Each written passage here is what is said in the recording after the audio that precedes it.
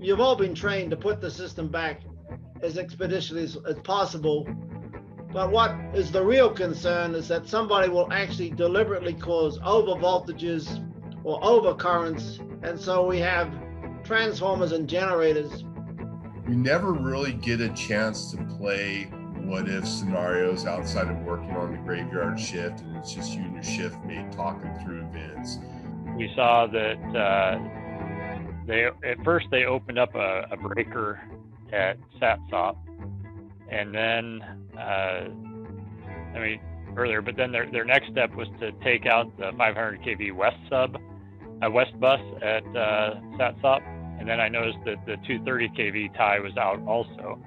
I don't ever really get to torture my simulator and put the operators through these once in a lifetime events.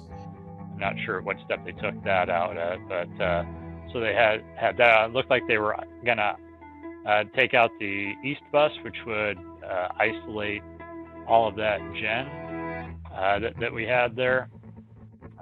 So these are all events that should never occur, but sometimes they just might. And in this set of simulation activities, we're giving you a chance to play the this will never happen. What they're doing is lowering a generation at SATSOP because we realized that was going to be an issue if we stranded all that gen at once. And the operators are the ones on the front line that are basically there as essential workers, taking care of all the field workers that are really have just a tremendous responsibility at this time to keep the lights on and keep everyone safe.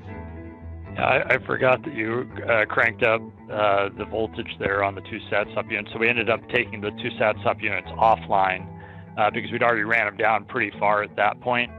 And so we actually had, when they changed the voltage output, we actually only had 0 megawatts on one unit and 200 on the other.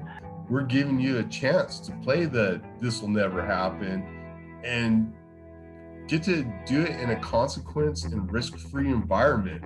Yeah, absolutely. They hit us right off the bat with a double bus contingency at Rockford, which took out the 500 loop.